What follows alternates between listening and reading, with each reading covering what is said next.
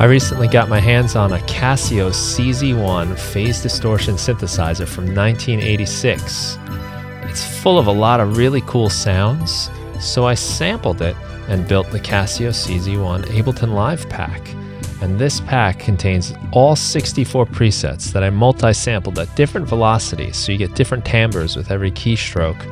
And there's also 16 macro controls with 8 macro presets.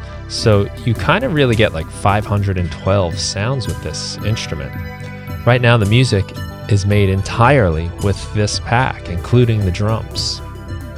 Phase distortion was a type of synthesis made by Casio that's kind of the answer to frequency modulation, which was popular in the 80s. It has a lot of those similar metallic sounds, but there's something else that's kind of special about the phase distortion sound that's unique.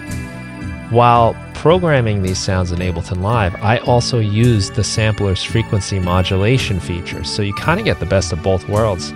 And with the effects and all the parameters you can control with the macros, these instruments are more fun than the actual synthesizer. They're easier to control, there's a more diverse sound range, and they're all available at your fingertips. The Casio CZ1 pack is available at my site, brianfunk.com/Casio. And if you are a member of the Music Production Club, you will get this included with your membership this month. The Music Production Club gets you my latest releases as soon as they're released at a fraction of the normal cost, as well as a whole bunch of other Ableton Live packs, tutorials, video courses, and access to our community where like-minded producers like you are sharing each other's work, supporting each other, and helping each other make music. It's a lot of fun. We got some cool challenges going on right now, as well as a fall 2020 compilation, which you can be part of. That's the Music Production Club at brianfunk.com/MPC. And I want to thank my buddy Dave for thinking of me when he saw the Casio CZ1 at a local garage sale. Thanks, Dave. Hello and welcome to the Music Production Podcast. I'm your host, Brian Funk. And on today's episode, I have the Tune Shed podcast on here. We got Blake Murray and Marty Gray. They run the Tune Shed podcast, which is another podcast about basically all things making music, from the theory, the gear, the creativity, and the philosophy. I've been listening to it over the last few weeks and really enjoyed it. It's similar to this podcast, as a matter of fact. They have guests. Sometimes it's just them talking. Sometimes it's them collaborating and making music in real time. But it's a lot of fun. And if you are into making music and need some different perspectives and hear how some people work together on the music, I think their show is great. So I'm really excited to have them here. And as like kind of a fun cross-promotion sort of thing, we're going to do part 1 on this show. And then we'll stop and you can listen to the second part on their show, Tune Shed Podcast. So Blake, Marty, welcome to the show. Good to have you guys. Oh, thanks, Brian. Thanks for having us. Yeah, thanks so much. And I should say likewise about your podcast. We've been listening and just love hearing a lot of those topics come up about the whole process of making music. And we actually discovered you because Marty uses some of your sample packs. So we were making an episode about sample packs. That's and then your name came up, and then I Googled you and found your podcast, and from there it just exploded into all the different things you do. So yeah, we're really excited to be here. I appreciate that portion of the podcast. I heard it. It was really cool. It's like, oh, I know, that's me. That's my stuff they're talking about. And it was fun to hear you guys work with a few of the sounds just to play them. It was really nice of you guys. And you know, when you make these sounds, and same thing with the podcast, like you don't really know where they go. You put them out, and then you might see people download them, or people are playing them and listening to them. And it's always fun to hear where they wind up. And I'm happy that it wound up in capable hands such as yours. Oh, thanks. Yeah, it's weird. I've been getting Brian Funk emails for years. You know, I like first discovered you, someone else on Reddit, you know, had like a sample pack. I think it was your DX7. And this was at a time after college where I was no longer living with a roommate who had a real DX7. And so I was going through like, you know, analog synth withdrawal and then discovered your clone of the DX7 and the patches that you made. I was so happy. So it's weird how this all comes full circle, and like finally we're getting you and I get to talk to the guy that made it, which is great. Yeah, that's awesome. Yeah, that was a while back too that I made that one. My DX7 is no longer operating properly. I think maybe the battery inside isn't working or something. Should get that checked out. But was able to sample some of the cool sounds off of it. So it's been immortalized in a sense, right?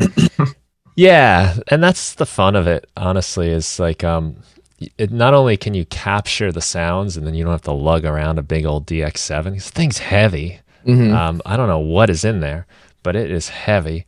And then you can process it in your own way too. So I think for that one, I recorded it twice at the same time. So I recorded it directly out of the DX7, but I also plugged it into an amplifier, Fender Deluxe, and got like different character out of the sounds. And then you go into Ableton and you start putting in your effects and filters and delays and all that kind of stuff. And now the hardware that you have takes on like this whole new life. So it's not even just for sharing with the world. It's really for me. Like that's really how I look at it. I just figure if I like what it is, someone else will, hopefully anyway. And if no one else likes it, at least I like what I did. So all the time wasn't wasted, and you get something new out of it, and you still have the original thing if you decide to keep it, or as long as the battery doesn't die, you're pretty good to go. I think that's a cool thing about user generated sample packs and stuff like that, is because you can sort of hop on the creativity of someone else. Like what a cool idea to sort of record the same exact patches through an amp. And the thing I like about that sample pack specifically is that you have the DI, the amp, and then a mixed version sort of all in the same subfolder. So if you're sort of like wanting to play around with the mixed sound, you also have a version with both the DI and the amped signal, which is great. And sort of that gets your brain going. You're like, man, I've never thought of, plugging a hardware synth through a guitar, And like with modern tech, you can easily run a synth through like Guitar Rig or some sort of guitar sim. But it's just like a thought that you normally wouldn't have, which is cool. And then you don't have to do it, right? Like I don't have to do it again either. So it's done. The work is done. You put in, you like kind of batch those hours into doing it, and then you just have it.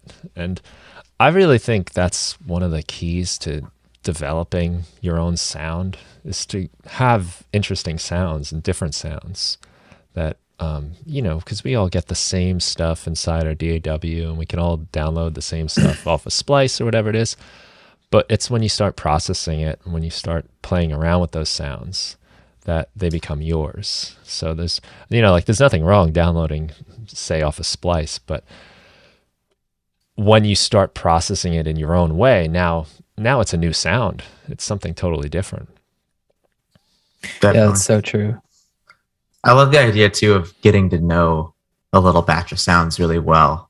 Because, I think the first time you go on a DAW, it's kind of like overwhelming. There's so many buttons and knobs. Where do you start? And once you sort of know your little areas within, okay, here's a little instrument I've played with. I know all the different tweaks of it. And then when I'm in my creative process, I can just show up and use that right away. And I know how to do everything because I've done it so many times. I love that relationship. And it just helps you stay in that sort of flow as you're making something. I think one of the biggest blocks for new users, especially on Ableton, is that there's just too much. That's like a thing I hear a lot, is like, especially from musicians. I feel like being a musician, it's almost harder to use Ableton for the first time because you're naturally just overwhelmed with ideas and sounds that you want to accomplish, and just like having a couple things that you know really intimately and just reach for is like the way to go.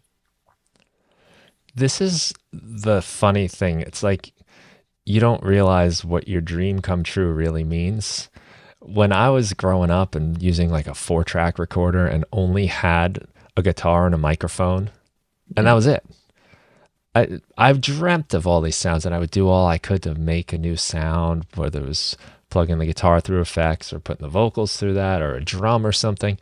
and you come up with this new sound. You're like, oh wow, I figured out if I turn the tone all the way down on my guitar and ran it through a delay, it sounds like this weird like water dropping thing.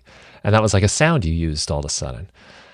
But now it's like, okay, here's everything you could have ever wanted all at once. And it's just, it's like going to a buffet, I guess, at a restaurant where when you, if you just pick one meal, you can like really enjoy it and appreciate it for what it is. But when you go to a buffet, you just have everything. You don't even know what to get. And a lot of times you just wind up filling up your plate with a little bit of everything. And you eat it and it's like, what am I even eating? It's just chaos here. I don't even know where to begin. That's the beauty of the creative constraint, setting something on yourself to, limit what you play with. Because I mean, like you said, just a guitar and your voice, you can do so much with, or just one sound you can do so much with. But when you have everything, all of a sudden you can kind of get stuck, oddly enough. That restraint was always imposed upon you in the past. And now it's really up to you to decide. You have to actively, so it's like a new skill almost. It's like a new technique that we have these days that we have to really pay a lot of attention to. Otherwise you get swept away in the options. Yeah. It's I guess as you could argue it's part of the creative process is, okay, how am I going to narrow down my tools into something to work with, at least just to get started. I always bring up the analogy of this poetry class I took a long time ago, where one of the constraints to write a poem was write a bad love poem. And we all came back with really good poems that we struggled to make them bad. And, in doing that, we kind of, we learned so much about poetry. Because if you just say, go write a poem, again, you're overwhelmed. You don't know where to start. You have your buffet. But yeah, it was so fun to, I don't know, we were getting those constraints passed down by the teacher, but now when we're making music, we have to sort of pick those ourselves. Do you think that, I feel like one of the challenges with someone developing their own solo project is they try and force their own sound. And I just think that's a tough issue to talk about. It's always been like a struggle on how to articulate that. Like how would you develop your sound if you were just coming into the world of music and being like, I'm going to make my own music now today. Like what's me? What's Marty Gray's thing? Oh, you mean like, what kind of sets me apart? Like what makes me different than, the other music out there, that kind of thing? Yeah, I think like the process that we're talking about is interesting, but sometimes it happens naturally and sometimes it can be frustrating because you're trying to, force your own sound into the DAW or force your own sound into your music and you might not know where to start. Yes, because again, you have every tool for every genre of music. I used to have an electric guitar and I listened. Also, my tastes were so much more narrow when I was 15 years old, where I only liked this kind of music. So that was the kind of music I made. And I didn't have as much access to all different kinds of music. I really had the radio and MTV. So my choices of what I could make myself sound like were so much more limited. Now, again, like, you can listen to everything and have every kind of influence all at once. And then you have all those tools. So it's hard. Yeah, I don't know. I'm glad I don't have that to jump over, that hurdle. I at least got a little start before all that happened. Do you still find yourself like falling in love with sounds or falling in love with vibes or like instruments, effects and stuff like over and over? It's just like a cycle. Does that still happen? It does. Yeah, definitely. And again, I guess this is like the other edge of the sword. Like we have too many options, but you can really come up with anything. And so, I mean, I've done all these Ableton Live packs and they almost always start off with the question of like, what'll happen if I put this in the sampler, and make this a playable instrument. And it's always a bit of a surprise. And it's always kind of fun. And it's, oh, wow, I never expected that. And there's something, that's what I'm going for, I guess, is that vibe, that feeling, something that has some sort of character and life to it. Things can get very clinical and sterile in the computer, and perfect, really, I think, is what happens. So when you record the sound and you get a little bit of room, or maybe there's like some noise, people talking in the background, or just the artifacts of life surrounding your recording, the stuff that technically we want to eliminate from our music, that's wrong, that's why we have studios that are soundproofed with ISO booths and perfect acoustics. But when you let that stuff in now, since everything else is already perfect, like, you start to get like some kind of thing happening. Something's going on besides just the sound. And that excites me a lot. I love that. That's something that's happened in, I guess, my musical journey, where you hear these perfectly mixed songs where everything is, quantized to the grid. And as a kid, it was a really compelling sound for a while. And I thought to myself, how do I do that? I got to get a massive sound card and record my drums perfectly and all these things. And now it's, having achieved a little bit of that, I've quickly found that I like the natural sounds of someone banging around in the kitchen when I'm recording something, and all of a sudden I listen to it 4 or 5 times and it grows on me. It becomes part of that moment in my music. And yeah, it's kind of a fun release from the tension of wanting everything to be perfect. It's fun to have it all kind of hang loose a little bit. I couldn't wait for that moment when I finally got a computer and I got Pro Tools, and I was like, I can just put the drums right on the grid, and I can use quantize, and I could, all that stuff was like thrilling. And then as soon as I did it, I was like, hey, what's going on here? Like I like the trashy demo I did on my 4-track tape recorder better. Everything about it is worse, if I take it apart, but there was like a life and energy. It was like I captured something there, and that was a shock to the system, and kind of made me have to rethink a little bit, like, why, when now my drums sound really good and they're really, really tight, why do they sound worse than these really bad drums that aren't tight and aren't recorded as well? It's fun to see how a DAW like Ableton is sort of like shaping their system to conform to like everyone's love of imperfect tracking. Like with the new Ableton 11, there's all this, randomization features. There are a lot of like one knobber echo effects where you have really no idea what the knob is going to do, but it just does something cool and you're fine with it. There's this like exploration, like summit that I think we're getting to, like the probability stuff, so that maybe that note will play, maybe it won't play, right? And that's what a person does, though. And for so much of my life growing up with playing with drummers, especially, I've always just wanted to play the beat. It's just boom boom bop, boom boom bop. That's the beat. Just do that. You can program that into the DAW and immediately it sounds like a robot. A human, though, it's just always kind of changing a little bit.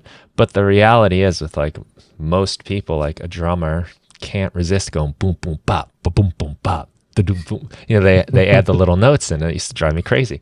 But now I find myself inside of Live programming in those little notes that I would kind of had a problem with. Give them like a 20% probability. So it's like, so now I can tell the drummer in my computer, like, look, here's the notes you're allowed to throw in there, but only once in a while. The beat is this. Play these, make sure you hit these notes, and then you're allowed to have a little fun once in a while. It does so much, though, for the life of your song. And I guess once you actually export it, whatever you get is what you get. And it's funny, actually, now that I think about it, when I hear that stuff that I've exported that have some of the probability in it, it's no longer probability, right? It's definite that those notes will play, but it doesn't bother me at all. It's actually kind of fun and exciting, and I don't really think about it as much as I guess I feel it, that it's just a more lively performance. Yeah, and that's something like I was laughing that whole time because I'm the drummer who overplayed for many of my years and finally learned to restrain myself a little bit and turn the probability down to 20%, so to say. But it's funny how those things are kind of like, I feel like a good score in a movie, or the actual sound effects in the movie. You don't really think about them if they're done right. If it catches your attention, like a glass breaking, the sounds like a little weird. That's not necessarily a good thing. And I kind of think that with the, you know, if your song sounds stale because everything's quantized and there's no probability in there, there's no life to it. We sense that really accurately. But then when you add that in, all of a sudden, the song just feels alive, and you don't really know why. It just is working right. So yeah, some of those details, it's probably a good sign that those things kind of slip out of your ear over time, and the rest of the song can just live and say what it's trying to say. Yeah, I'm picking on drummers. I mean, as a guitar player myself, I spent most of my life just constantly strumming. I was always the whole song I was doing something. And now I've learned, like, sometimes the best thing I can do is not play. And there's, I guess, like a maturity that happens the more you play and the more you write songs, I think, too, where you realize that it's not just about the part you're making. Because when you first get your chance to do it all by yourself and you get to do every part, you wind up like overdoing every part, because now you're the guitar player that wants to be on 11, and you're also the bass player that wants to be on 11. You're also the drummer who wants to do cool fills, and suddenly you hear it and you're like, okay, I'm doing all that stuff myself. So, but you can't help but smile when you go, see your local rock band playing at the library or something. We had these library concerts growing up, which is why I'm saying that. And everyone's playing. Yeah, everyone's playing on 11. The drummer's just like doing fills the whole time, and maybe technically it could be better music, but you just love it. The energy's there. Like, so there's, I don't know, sometimes leaning into those things where you hear a song where the guitar player is strumming just the whole time. That has its own effect too. That's kind of the beauty of music, is there's never really a wrong. Yeah, set and setting, I think. Yeah. Yeah, exactly. I was telling this story on our podcast, but in college, we had this fun class. It met once a week for a couple hours. It was called Creative Arts Orchestra. Basically, it was just like 15 college students or so. And it was sort of a free jazz setting. It wasn't really jazz. It was just like, the idea was you'd play for 2 hours straight. And then at the end, you would just talk about what happened. And our instructor was some old jazz cat. His name was Mark. And he was really notable because he was a trumpet player, and he would play with us. And I think over the course of the whole class, and I took it for 2 years straight, I think he played by far the least. And it's just like, growing up and looking back on that class, you sort of realize why. You're like, the dude was so mature and so like attuned to the room, and would only allow himself to contribute if he knew he had something really good to say. Whereas all of us were walking into that class like, I'm going to impress everyone so much. Everyone's going to be so impressed with me. It's a very different, it's like a completely different planet as far as mentality, I think. Yeah, right. And everyone's too busy thinking that way that no one's hearing anyone else. And but I'm sure, like, anytime that trumpet came in, it was like, oh, cool, there's the trumpet. Oh, like, it wasn't just going the whole time. Our senses are attuned to really notice change. So, when we see visually when something moves, we notice that. Or you can be sitting in a room and the air conditioner's humming for 3 hours, and then it stops and you finally notice it. Oh, I didn't even notice that until it turned off. So having that kind of like contrast where once in a while the trumpet comes in, you can actually, it has an effect rather than the trumpet that's just kind of noodling around the whole time. I think the Greeks thought that the planets were constantly producing a hum with different notes, and that the only reason you couldn't hear it is because they have always produced a hum. And so you like, no one notices it, and you would notice it if it stopped. That was like a very like Greek thing. But they all had their own note. Like, you know, Pluto was a C and Mars was like a G. That's that. an interesting thought. Yeah, that's cool. Yeah, I'm sure they noticed that too. Like, oh, I didn't even notice that sound until it stopped. When Pluto stopped being a planet, did anything change? I don't know. Right. Caused a lot of disruption in the universal harmony. Yeah. So I want to get people to know a little about your podcast here. How long have you guys been doing it now? And what made you decide, let's get into podcasting? Oh, this is a great story. May I indulge, Marty? I was gonna say this is a Blake question. So we started podcasting about a year ago, a little over a year ago now. Is that right? Yeah. Something like that. Mm-hmm. And actually, well, Marty and I grew up together, so kind of got to go back to understand all the context of this. But now we live very far away from each other. And so, you know, I guess over college, we didn't really stay in touch too much. But during the pandemic, I was making some beat or something, and I sent it to Marty and just said, "Hey, Marty, I want to do a collab with you. Like, let me know if you have time to do this. I know you do a lot of stuff, but send something back." And then he eventually did, and we started doing this back and forth on this song. And we also got a few phone calls where I was saying, Marty, I'm stuck. I don't know how to arrange this part of the song. I'm Marty, I'm stuck. I don't know how the lyrics should go here. What should we do? And I really love those calls because I was sort of getting back into music in my, after college. I kind of fell off that train for a little bit, but, music always calls me back. So I was calling Marty and getting all this really great information. So then I started scheming. Okay, Marty's really busy, but how do I get him to talk to me more and engage that part of my brain and hear what he's up to, because he's always doing all these cool things. And so that's really how the podcast was born, and that's kind of how our dialogue goes on the podcast too. We tackle all sorts of things, from, I think, one of my favorite topics, like the friction in your setup, how hard it is to start making music and why that matters so much, how many buttons you have to press before you can just be creative. And then we do things like around theory, kind of, reliving some of our past experiences and bringing new tools to the table to play with.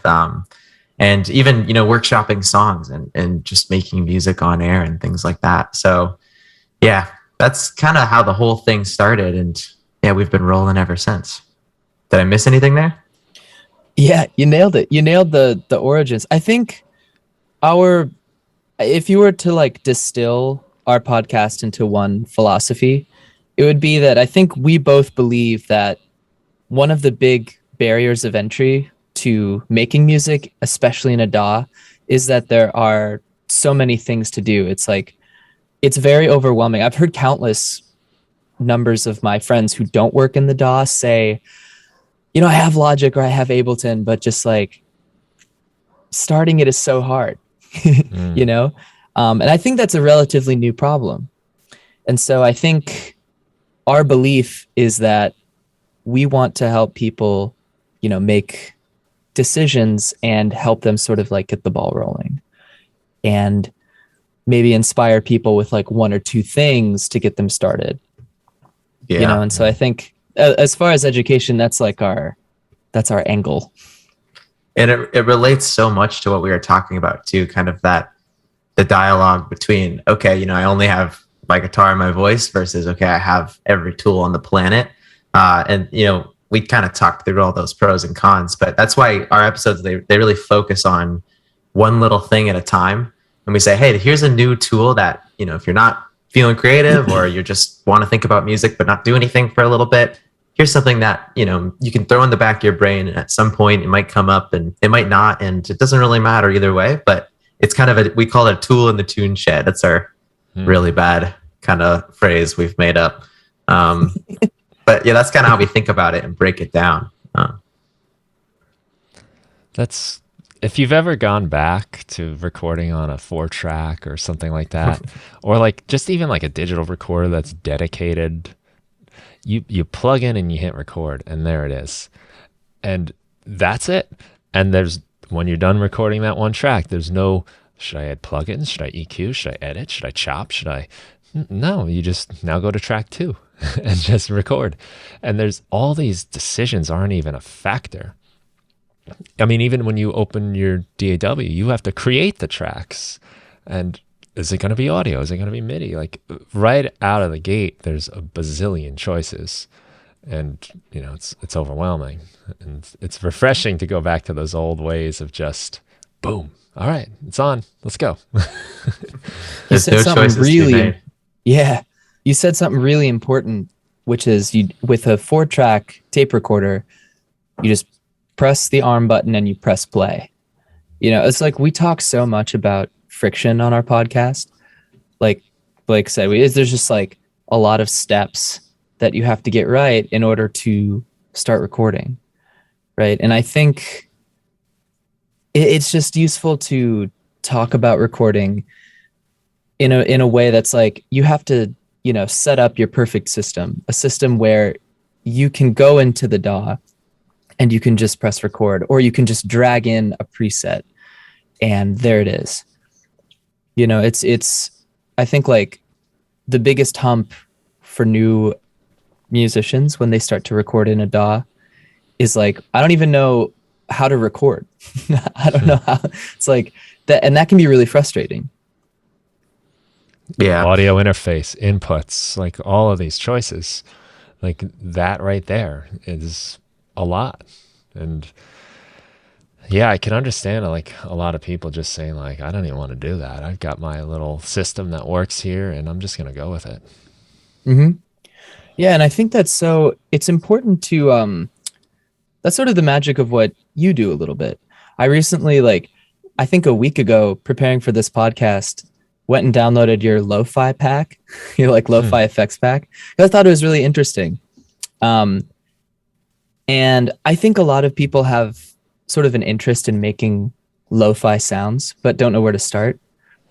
And again, one of the ways that you can sort of avoid a lot of the friction with getting a certain sound is by seeking out effect packs like that, or, you can circumnavigate a lot of the work. Like, one of the things I love about that lo-fi effects pack is everything is just one knob, a dry wet, and everything is labeled. So you drag in the effects pack, it says like VCR, and the whole effects pack is one knob.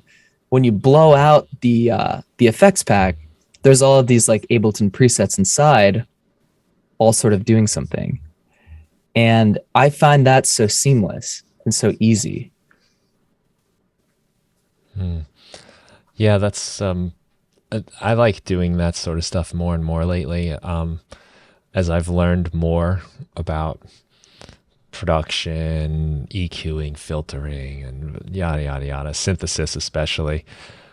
You can get so technical, like I'm going to roll the low pass filter to about 1K, and then I'm going to have a 4-second attack envelope.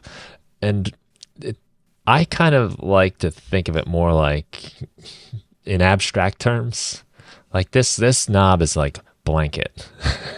Yeah. And that maybe it's just a filter, but it's like by putting it in an abstract term like that, you're not getting so technical, and you're getting a little more imaginative. Like VCR is probably filters and choruses and a little like frequency shifting to get that warble, but I don't want to really be thinking that technically. I just want to be picturing my music coming out of a VCR. That brings me somewhere. Putting the frequency shifter and a filter and a chorus on, I'm nowhere. I'm still technically in the box making music like an engineer. And that's a much different side of your brain than the creative side that's imagining like, a VCR with a blanket on it floating in the clouds. Now I'm somewhere in my imagination as opposed to like technically dealing with all that kind of math and stuff like that goes into music. Yeah. Yeah, you're touching on something that frustrates me about music making is like I know left and right brain I think has been since discredited. Like that whole idea. Blake, you can probably speak more about that. But I find it useful to like describe the creative process, especially in Ableton that way. Like it is very taxing and draining to be bouncing around between left brain and right brain to 1 second be like, okay, I need to think about the math and how to make this sound and what effects do I use and what frequencies do I cut and boost, and then bounce over this way like, does this song really need to be melancholy? Does that fit with the lyrics? That like that's not realistic. I feel like That's that distinction, yeah, I found it useful to actually separate my workflow into those areas because there are things I want to learn just because I'm curious. I want to get a little bit better at understanding EQ and study that, or I kind of have these and I write them down in a little list and I just separate that out. And then I have my creative time where it's like if I want something and I don't know how to get it, I'll play around for a little while, but I'll never stay so focused that I kill my creative flow going there. Because if I combine those two things together, I have to understand, like learn a technical process while trying to create a melancholy feeling or whatever it might be. Things tend to implode. It's too much. And I always reference this professor I met once who his whole thing was, he measured a river's depth and temperature and all these attributes. And then he mapped that to musical parameters and he was doing all this really intense, mapping and technical things. And we talked for a while and then I was like, okay, what's going on next in your career? Where are you going to take this? And he said, yeah, it was super fun doing all this, but I think I just want to give up on it and make good music now. Which I thought was kind of funny after hearing all this technical jargon. That was a fun journey for him, but he wasn't getting that creative side out of it in the same way. Or it was probably creative, but that musical side out of it in the same way. And that always stuck with me. And that's kind of why I try to separate those left brain, right brain, if you will. Mm-hmm. You think it's useful to, a useful practice is when you're in left brain mode, creating all these effects and trying to go for an idea. And then there's the eventual transition into right brain where you say, oh, I know how to use this effect, or I know how to use this thing that I've made. I think a useful practice is save it and title it and set it aside, right? And I think that applies in the DAW and also outside the DAW. Okay, so for example, I have this guitar and my buddy and I were trying to get a more plunky sound. And so, I mean, and this isn't by far the first time that this has happened, but we ended up just stuffing some tissue paper just right there. So you got that right at the bridge under the strings. Right at the bridge. And we had tried a scarf first, and that was too much. And then we tried paper towel, but there was this weird buzzing. And so then we tried exactly 2 tissue papers folded in half, and that was perfect. But we did this like 3 weeks ago, and it's still right next to me. Right. And so that's like sort of the real world equivalent to like saving a preset and, naming it, juice, right. Setting it aside. Yeah. Right. There's like a very real world equivalent to that too, That's or an cool. amp preset or whatever it is.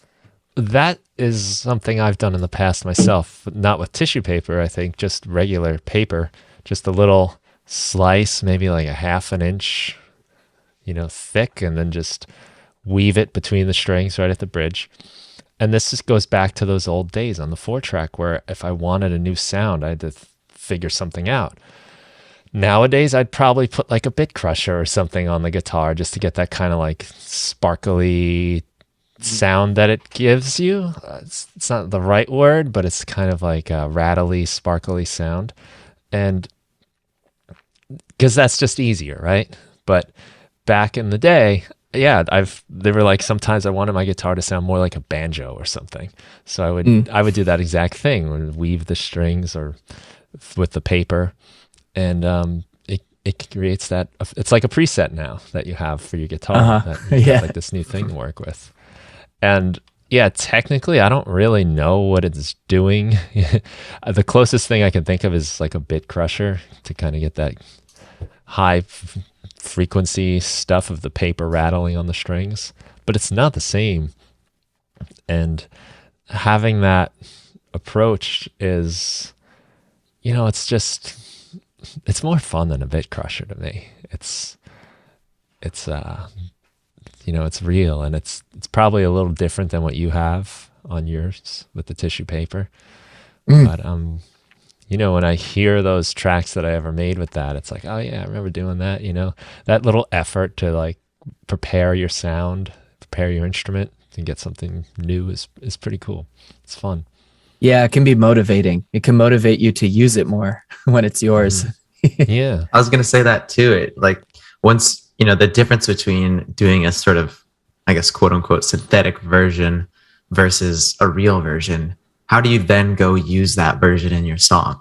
If you've put a lot more time into it, you might think about that part in a different way just because of it. Or you might have a great memory of it. Like you said, Brian, when you hear that song, you say, oh yeah, that's a cool little thing I did. Maybe I'll pull that out again. It sort of changes your whole path forward with that instrument and the relationship. And that could totally happen in the DAW too. But I don't know. It's just fun to see the differences. And you're stuck with it too, right? So that's just the recording now. If it was a bit crusher, I could maybe go to my next, whatever sound I'm putting on next, and realize, the bass sounds a little funny. Maybe it's because that bit crusher on that guitar, and now I'm tweaking that thing again. So I've moved backwards. Whereas when it's the recording, it's like, well, I got to make the bass work with this. I got to figure something out. When the client says, can we take the tissue paper out and post? Is that possible? Right. No. Sorry. Got to move forward. Something I've picked up on your podcast, and it's similar to what I enjoy about doing it too. You guys go way back, but in hearing you guys have these conversations, now you're sitting down, you've got these long periods of uninterrupted conversation. I'm sure your cell phones are off or away, and you don't have the TV on in the background or anything. And you're just talking, and I can hear you guys learning about each other and discovering new things about the way you make music, or just even the way you've experienced past events together. That there's this sort of, just the power of conversation, that you can have somebody that you know so well for so long, and then when you just sit down with them, you realize like, wow, there's so many more dimensions to this person and what they think and what they believe. I think, yeah, sorry, go ahead. I was going to say, that's what's kind of funny about it, being so close to Marty growing up and then having this sort of big gap and then kind of reconnecting. I kind of know what he was up to during those years, but I'm still learning about it all. And it's, I know that he's been doing music this whole time. And that's something that I love so much. So it's so cool to uncover all these little factoids. I always love to brag for Marty that, he sang in front of Obama during that period with his a cappella group. And I always bring that up because it's like, when I heard that, I was like, what is Marty doing all these years? I need to find out. I want to know that. And then, of course, all the way down to the little details of, how he uses Ableton, or, like how he thinks about his solo project, and all these things. They're so fun to uncover. That has definitely been a joy of the podcast. And it's having these conversations with Blake all these years later. It's been like really useful for me as a musician.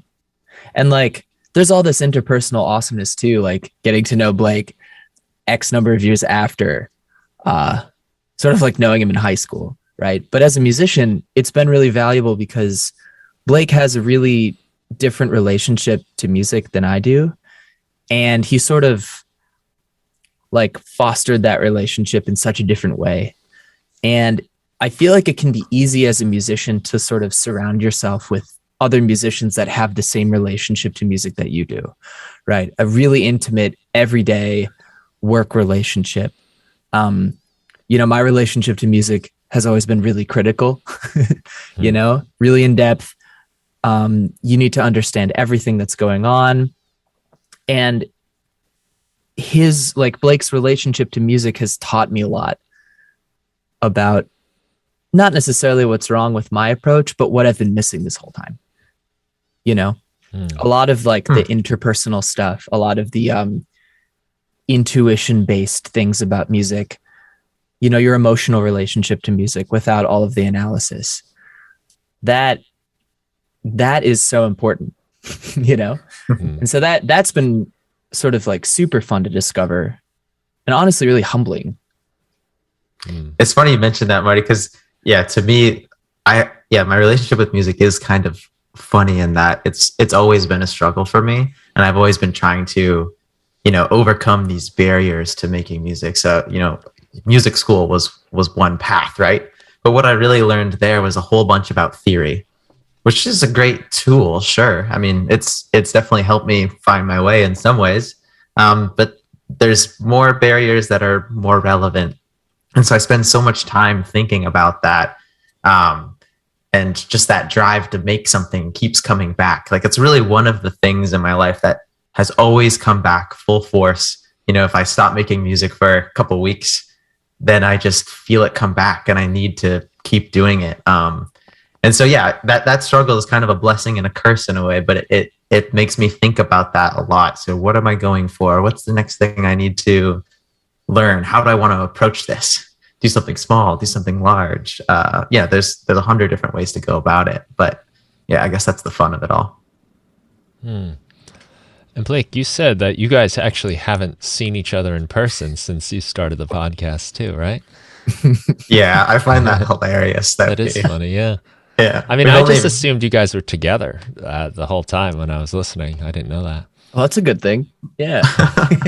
That's good. Yeah. It sounds cohesive, I just assumed, but that's what a cool way to, keep you guys. Look, as you get older, right? It gets harder and harder to see your friends. People move away, live in different parts of the country or the world, and then families come in, jobs come in, and it just, when you're in high school, you are forced to see your friends every day. It's one of the best parts about it, and you don't even realize it at the time. But then after that, it gets harder and harder, and it's important sometimes to have an excuse to get together. And this seems to be a really great way you guys have found to not only just reconnect, but also to, learn from each other and share your experiences. Definitely. Yeah. And that's a great thing that, of course, we all have so many friends who, moved away at some point or get caught up in life, and we're still close friends forever, but it's hard to maintain and hear about it. So this has been a great way for us to do that, and it's definitely a driving force of our energy for it too, I think. Mm-hmm. Yeah, there's that very specific feeling that you get when you're 26, and you're like, man, whatever happened to so and so? There's no feeling like that, Yeah, definitely. And so, Brian, I know that, the dedicated conversation part for you in the podcast is such a big piece, but I wonder, what kind of brought you to start your podcast? Was that a big part of it? Just sort of sitting down and having that dedicated space to think about and explore different topics? Well, I mean, I listen to a lot of podcasts, I really enjoy them, and I really fell in love with the idea of just the long form conversation where, we're so used to interviews and there are these little bits and you get 5 minutes. And then if you watch 2 or 3 of them, you realize you're hearing the same thing. It's almost like there's bullet points or something that people are getting to. But through listening to podcasts, you get to learn so much more about the person. And it really rounds out those people where they're not just the person that did that or this or that. You realize oh, this is someone. And this is just a part of what they are in their life. So I love that. And there weren't really many podcasts I could find anyway around making music. The one that I knew of was Art Plus Music Plus Technology by Darwin Gross. And I love that podcast. And shout out to Darwin. He recently passed away. he put on a great show, and he really dove deep into those subjects with his guests, and I loved it. And I got to be on his podcast with him. Really? Yeah, Awesome. through one of his friends, Mark Mosher, who I had on my podcast, and collaborated with him on Ableton Live packs. Somehow I came up and got to be on the show with him, and I loved it. Talking to him was great. Learning from him, just seeing how he does it. And I mean, I had like big plans for the podcast where it was gonna, this is what happens, I think, whenever you get an idea, right? Like you start like throwing in like all these ingredients, like, oh, it's gonna have like this opening sequence, we'll make sound design noises, and then we'll have like a video section, and it'll be like tutorials, it'll be a question and answer, and it just got too big to ever do. And I, for a long time, wanted to do it. It was probably been writing down notes about it for like 2 years before I ever started. And I finally just said, what's the bare minimum I can do? And that was just me speaking into a microphone. And I wanted to see if I could even do it. And I recorded that day a couple episodes. And I was like, all right, this is cool. And I did a few by myself, which I like doing a lot. What I found from those episodes, when it's just me, is I get to articulate my thoughts. And there's really something about putting your ideas into words.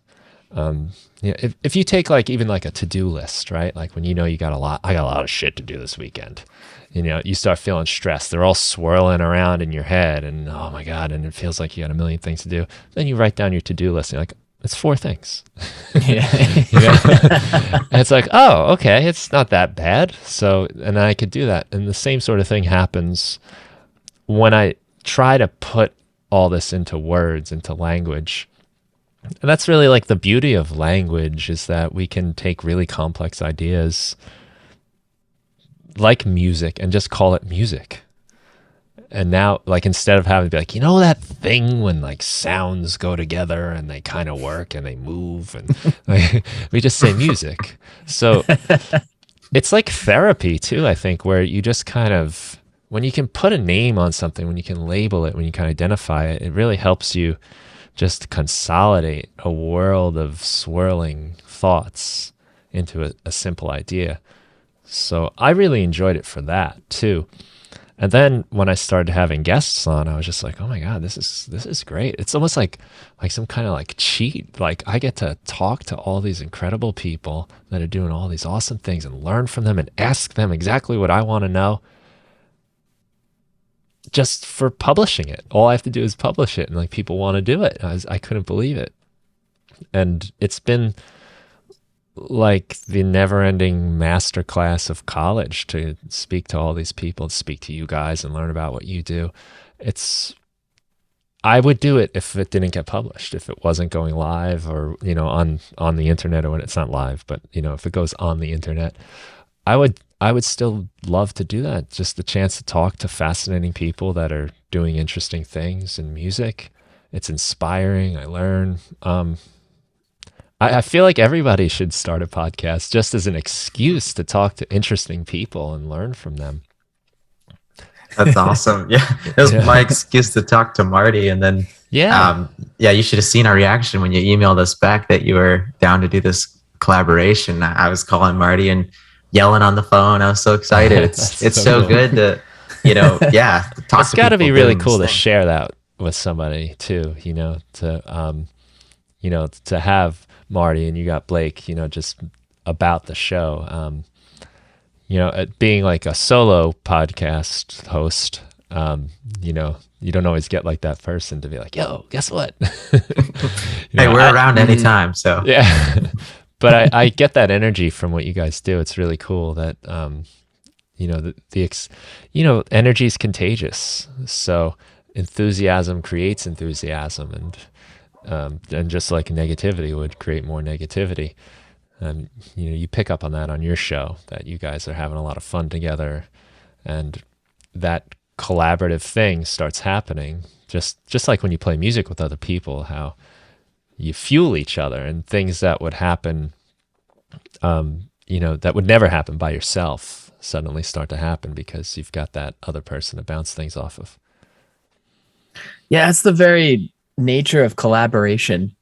It's just so exciting to like invite chaos into your otherwise like very focused, like solo driven energy, Hmm. you know?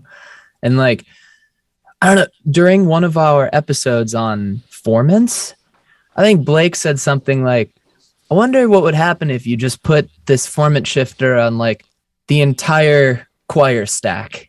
You know, we had recorded, or like one of my songs, there's a huge stack of like 8 different vocals all singing parts, you know, and we were talking about formants in the context of like one voice. You know, well, this is what, you know, if you shift the formant up and down, this is what it does to the singular voice. And Blake was sort of like, I wonder what would happen if you just put it on the whole stack. I was like, man, I never would have thought of that. That's so cool. Hmm. We ended up trying it, and it was like mind-blowingly awesome. And I like it's something that I use all the time now. I love it. Put a form and shifter on the whole vocal stack. Those of you listening, Well, I've never tried that myself. it's so fun. I It has guess- to be on Tares. Yeah. Don't use little altar boy. Little altar boy will destroy your signal unless you're into that. Yeah, one was really bad, one was really good. But yeah, again, that fueled so much excitement. I bounced that podcast right away and went out and put it on the speakers outside, and I was dancing in my living room, just playing to that little section because it sounded so cool. It was such a fun effect. Wow. Yeah, I've never done that. That's cool. Yeah, there's all Yeah, sorts of random things you can stumble upon. Hmm.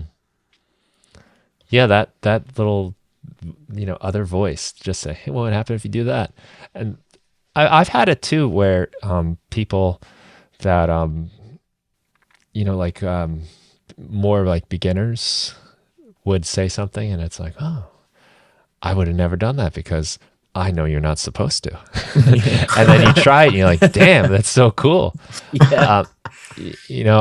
I learned that a lot actually when I was first learning guitar, and I was trying to teach one of my friends to play guitar because I want someone to play chords so I could practice my solos.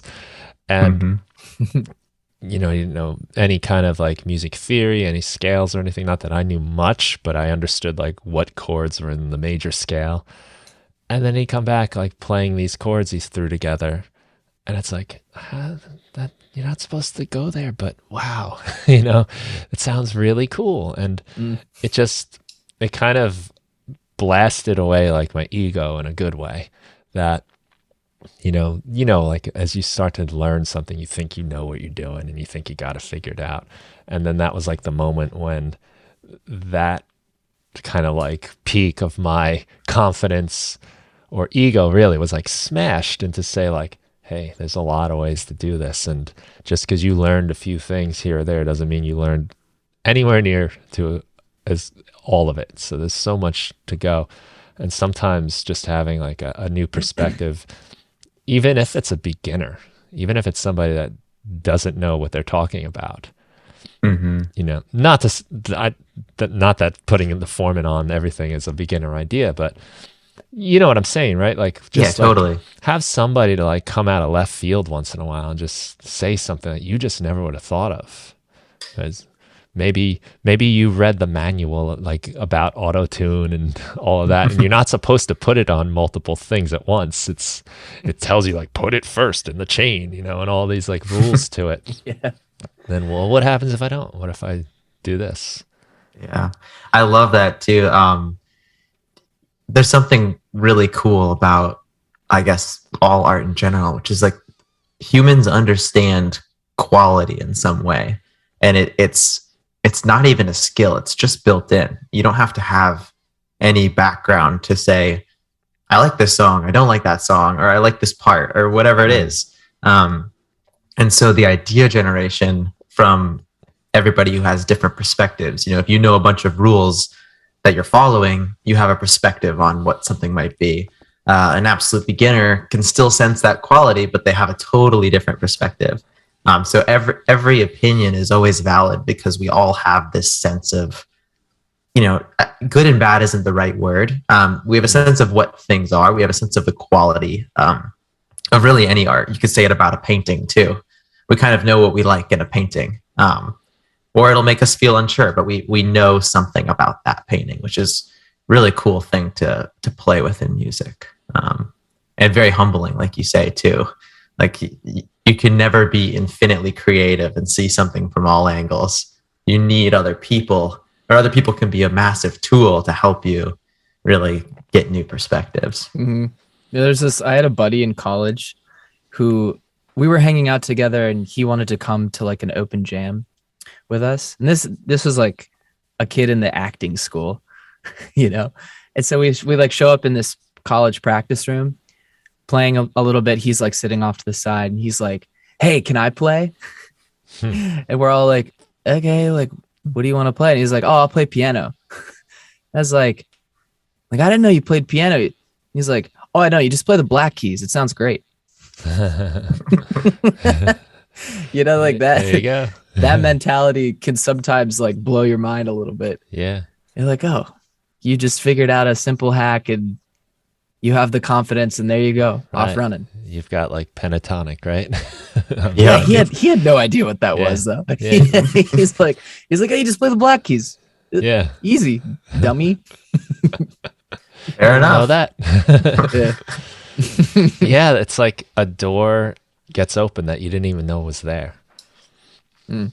You know, so it's so good to not be, not let your ego take you away, not become a snob and think like you know it all, and to not discount anyone's opinion for any reason, really, because there is value there. And a lot of times we can miss it because we think we know better, or we think, you know, well, we're not supposed to do that, you know. But so many of the cool things that happen in art of any kind is when when people just try it and see what happens. Rules are meant to be broken, kind of. Yeah. Yeah. Yeah, breaking rules eloquently. Hmm. It's good. Yeah, time and place, right? Sometimes it works, sometimes it doesn't. And yeah, when it does though, it's great. And I love that because as much as, you can get technical about different arts, but music especially, and you can learn theory, there's always something there's always like an asterisk by everything you learn. Like, this usually works. This usually works. This, Yep. this is we do best practice, but yeah, we do a lot of that on our show too. Like, this is the straight ahead version, but there are a number of ways that you can break this rule. Yeah, that's a very common theme. I feel like in music for sure.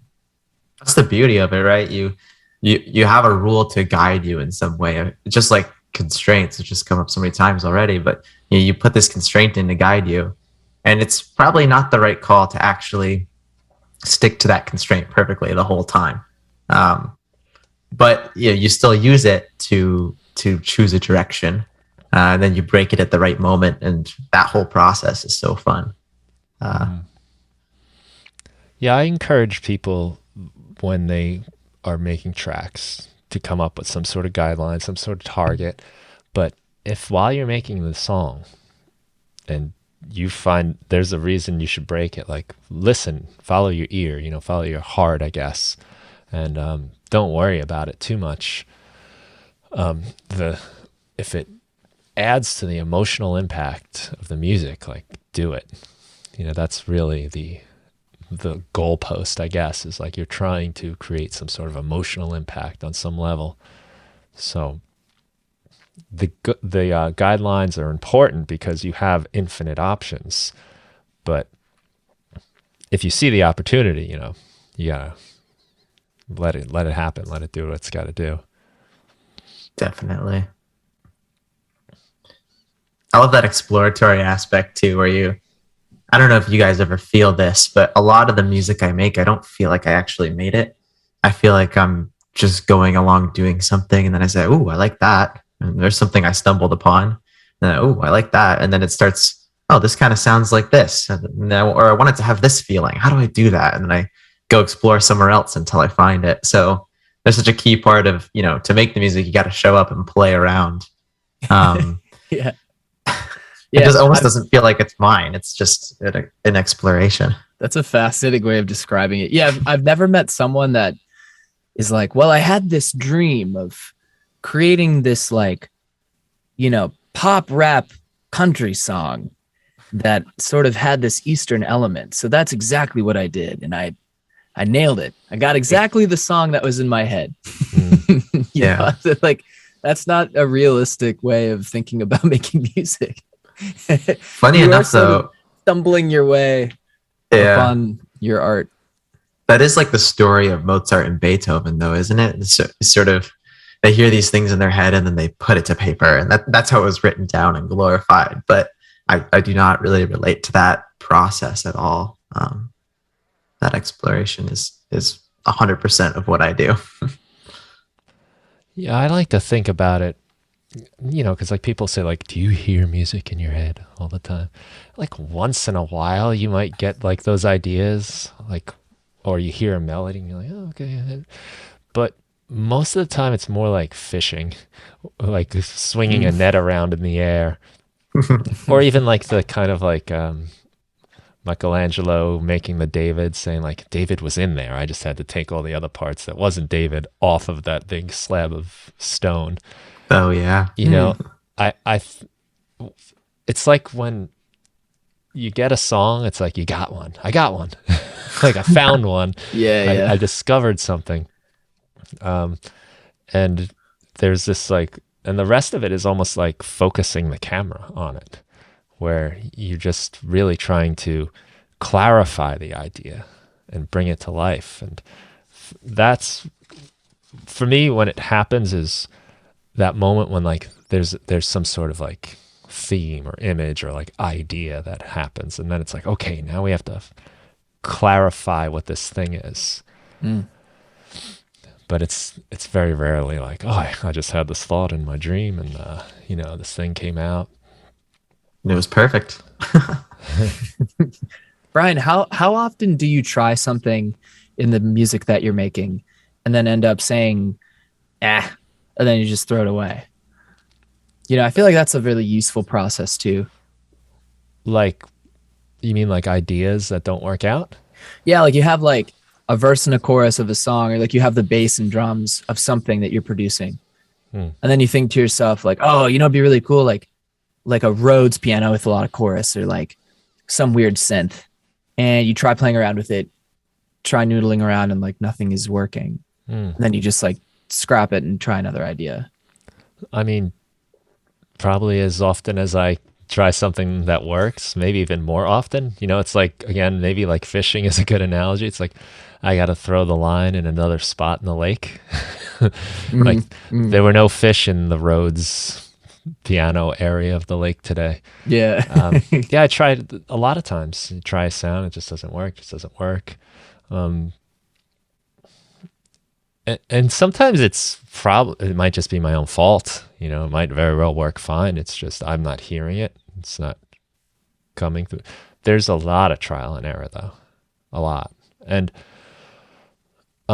probably that's a function, again, of too many options, I bet. Because I bet if all I had was that Rhodes piano and the bass and the drums, like I'd figure out a way to make it work. Yeah.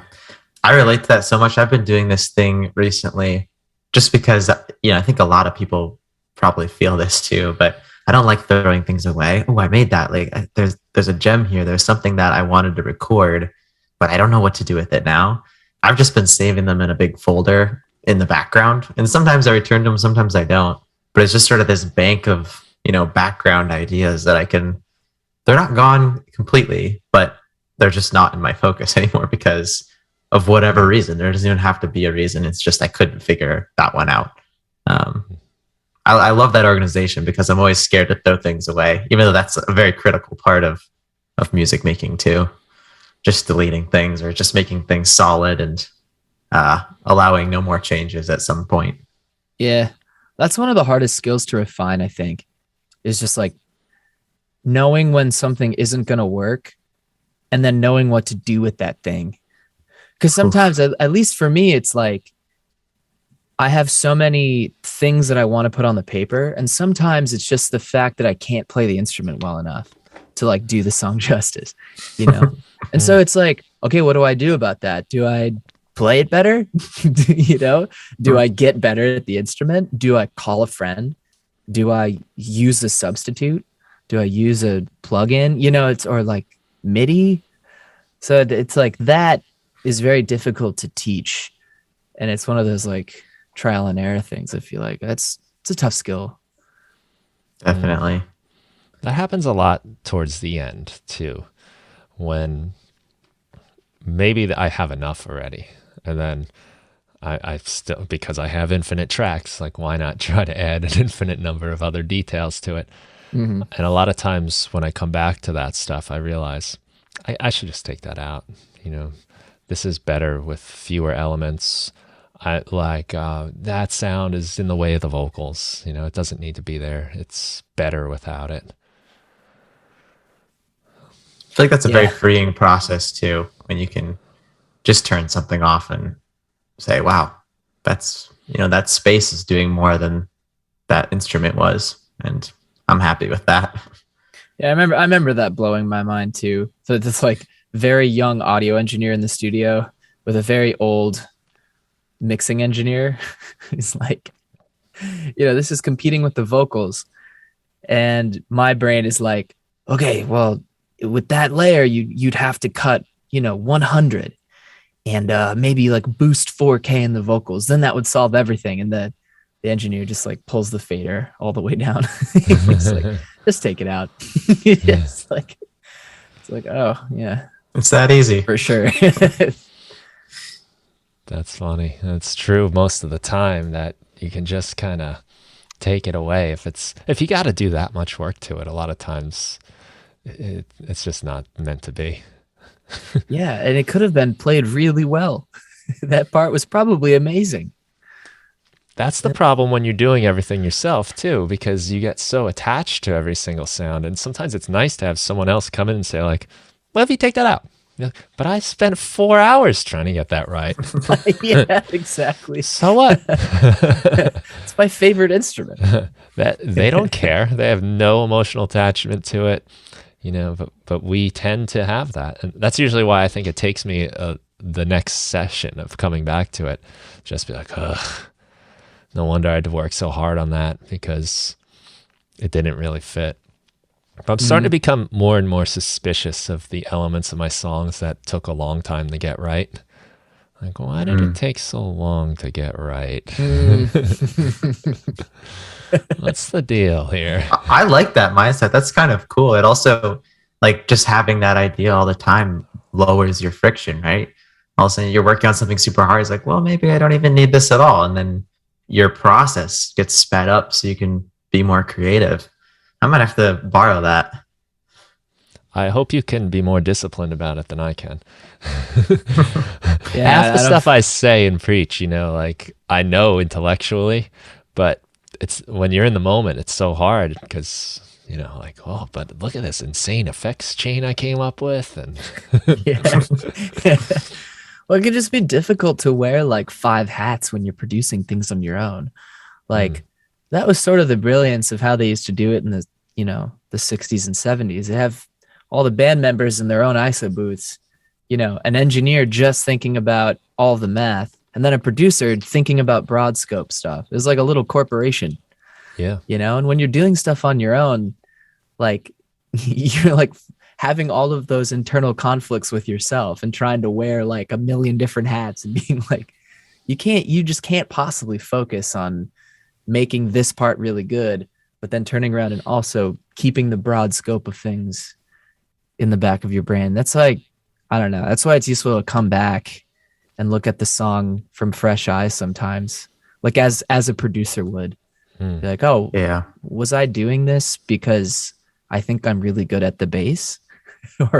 or is this adding to the song? Right. Time is your friend. Yeah. So what do you guys say we make the transition to our part 2? I love it. Let's do it. Let's do it. Do that. So we'll wrap up here on the Music Production Podcast, and we'll go into part 2 on TuneShed Podcast. You guys had asked me to come up with some or bring in some music that I have that we can kind of like dissect a little. So I picked a song that I did with my band, Some Good Evil we're called, and I've been talking about this record for a long time. We finished it spring of 2022, and we're waiting for the vinyls to arrive, and there's like this major backlog of vinyl pressing going on. So here in the end of November 2022, we're still waiting, but should be soon. So I'm gonna like start being a little more explicit about talking about the record, so it'll be kind of fun to start to introduce that with you guys. And I guess we'll pick that up on your show for part 2. Awesome. Thanks. Alrighty. Brian.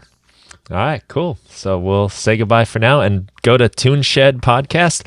And even if you don't want to hear part 2 with me, it's a great show. Lots of cool stuff. I'm sure you're picking up on that already, that, you know, Blake and Marty have a great rapport with each other and have a lot of gems of wisdom and knowledge and their own explorations of music that I've been enjoying quite a lot. And I think if you enjoy this show at all, you probably enjoy theirs as well. Definitely. Thank you so much for having us, Brian. It's been Brian. awesome. Yeah, it's been a lot of fun talking, getting to know you guys, and excited to continue it on part 2. Let's do it. All right.